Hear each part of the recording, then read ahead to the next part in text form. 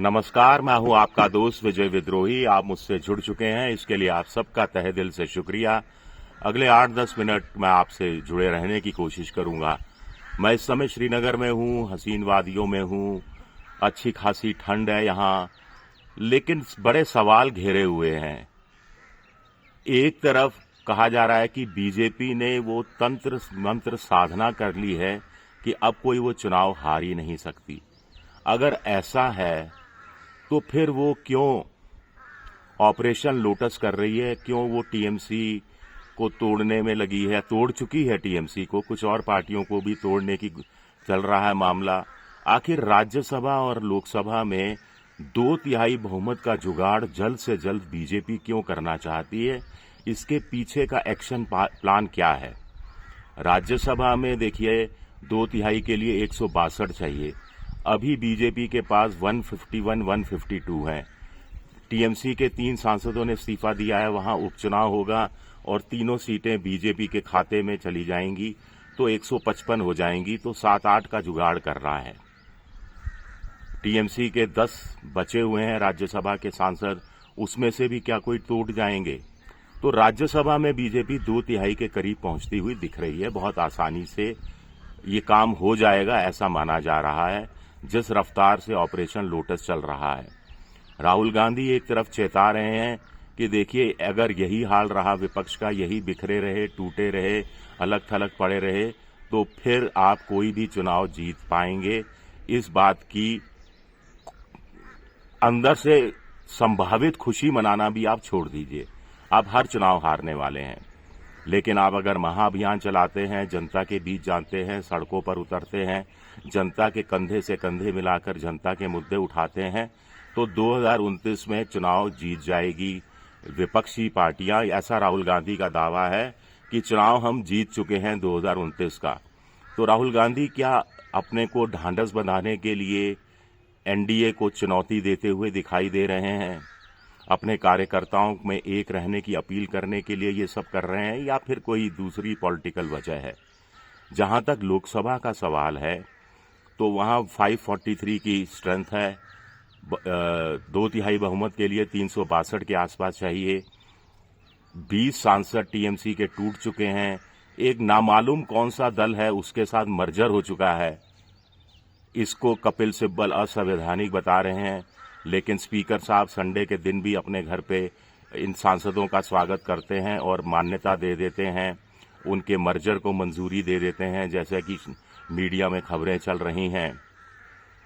तो ये हो गए कुल मिलाकर अब 313 या 314। उद्धव ठाकरे ने के 9 सांसद हैं, उनकी पार्टी के संसदीय दल की बैठक हुई, उसमें 3 शामिल हुए, ऐसा बताया जा रहा है। अगर ये 9 के 9 चले जाते हैं और तो ये 323 के आसपास हो जाएंगे। ये 323 के आसपास हो जाएंगे। इसके बाद पवार साहब, शरद पवार की पार्टी के भी 8 सांसद हैं, वो भी टूटते हैं तो ये संख्या 331 तक पहुंचती है। 331 और 362, 31-32 सीटों का अभी भी फासला बाकी है। क्या डीएमके के 22 सांसद भी जरूरत पड़ने पर बीजेपी के साथ आ जाएंगे? ऐसा आज की तारीख में लगता नहीं है। क्या जगनमोहन रेड्डी के कुछ सांसद चले जाएंगे, 3-4 सांसद साथ दे देंगे बीजेपी का? ऐसा लगता नहीं है, क्योंकि आंध्र प्रदेश में जगनमोहन रेड्डी को सत्ता में वापसी करनी है और वहां चंद्रबाबू नायडू की सरकार है, जिसका एक हिस्सा बीजेपी भी है। तो क्या कुछ लोग कह रहे हैं समाजवादी पार्टी के जो 36-37 सांसद हैं उसमें 2/3 25 चाहिए, 25 टूट जाएंगे, मुश्किल नजर आता है, असंभव नहीं है। या कुछ लोगों को एब्सेंट हो जाएंगे। लेकिन ये एब्सेंट क्यों होना चाहते हैं? बीजेपी करना क्या चाहती है? बीजेपी दरअसल डीलिमिटेशन वाला बिल नए सिरे से लाना चाहती है और बहुत जल्दबाजी, हड़बड़ाहट में दिखाई दे रही है बीजेपी, जैसे कि कोई डेडलाइन तय कर रखी हो बीजेपी ने मन ही मन में। डीलिमिटेशन का बिल वही है जिसे बीजेपी नारी वंदन शक्ति अधिनियम के नाम से प्रचारित करती रही है। अब डिलिमिटेशन 170 सीट्स का बीजेपी करना चाहती है, ऐसा मोटे तौर पर खबरें आ रही हैं, जिसमें से 59 सीटें ऐसी होंगी जिनको 2 भागों में बांट दिया जाएगा और बाकी बची 111 सीटें ऐसी होगी जिनको 3 भागों में बांट दिया जाएगा। स्वाभाविक है कि ऐसी सीटें जो मुस्लिम बहुल सीटें हैं उनको 2 या 3 भागों में इस तरह से बांटा जाएगा कि कोई भी नई सीट जो बनेगी जिनकी संख्या पहले के मुकाबले में दुगनी या तिगुनी होगी, उनमें कोई भी सीट ऐसी नहीं हो जहां सिर्फ मुस्लिम वोटों के आधार पर अपोजिशन पार्टी निर्णायक बढ़त बनाने की स्थिति में हो। इसी तरह अलग अलग राज्य के हिसाब से जहां जातियों का गणित समीकरण बैठता है उस हिसाब से चीजें ऊपर नीचे की जाएंगी, ऐसा भी मोटे तौर पर माना जा रहा है।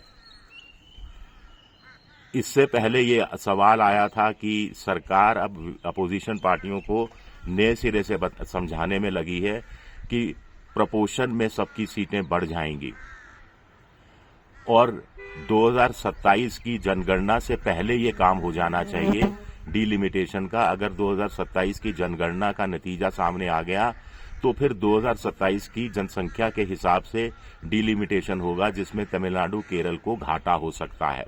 ये डर भी कहीं ना कहीं दिखाया जा रहा है। अब इस डर के प्रभाव में कौन सी चीजें आएंगी, लिखित में सरकार क्या देगी नहीं देगी, ये कहा नहीं जा सकता। लेकिन जहां जिस देश में आर्थिक विषमता हो, जिस देश में आर्थिक संकट हो, जिस देश में आर्थिक सुनामी आने की आशंका एलओपी व्यक्त कर चुके हों, जिस देश में अर्थव्यवस्था संकट में है, खुद प्रधानमंत्री 1 नहीं 2 नहीं 3 4 बार ऐलान कर चुके हों, जिस देश की विदेश नीति पर अमेरिका हावी होता जा रहा हो, ताजा मसला है कि भारत के जो 3 सेलर्स हैं उनको मार दिया जाता है बम गिराने के दौरान भारतीय के टैंकर पर, भारत हल्का फुल्का प्रतिरोध जताता है, ये भी अमेरिका को मंजूर नहीं है। उनके विदेश मंत्री भारत को हड़का देते हैं कि भाई आपका जो टैंकर है गुपचुप रूप से ईरान का तेल लेकर जा रहा था, इसलिए उस पर बम बरसाएंगे, आगे भी ये होगा। खुलेआम चेतावनी भारत को दे दी जाती है और भारत सरकार खामोश रह जाती है।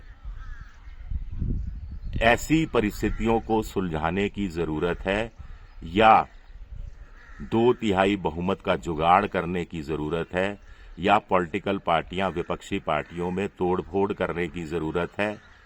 अब बड़ी चीज है कि जब नोटबंदी के बाद वोटबंदी हो गई, SIR हो गया, अब महाराष्ट्र में, बिहार में, बंगाल में 200+ सीटों से चुनाव जीत गए। मोटे तौर पर लोगों ने कहना शुरू कर दिया है अब बीजेपी कोई चुनाव हार ही नहीं सकती। लोग तो अभी से कह रहे हैं उत्तर प्रदेश का 2027 का चुनाव विधानसभा का 403 में से बीजेपी 300+ सीटें जीत जाए तो कोई हैरानी नहीं होनी चाहिए। हालांकि इस बीच कुछ लोग कह रहे हैं कि चुनाव जल्दी हो जाएगा, लेकिन ये सब पॉजिटिव चीजें हैं तो ये डर किस बात का है, ये अंदर अंदर बीजेपी क्यों सहमी हुई नजर आती है, इसका जवाब भी सामने आना चाहिए। शुक्रिया मेरा वीडियो देखने के लिए, बहुत बहुत शुक्रिया। लाइक कीजिए, सब्सक्राइब कीजिए, शेयर कीजिए। अगर पसंद आ रहा हो तो आप मेंबरशिप ड्राइव में भी जा सकते हैं। शुक्रिया, बहुत बहुत शुक्रिया।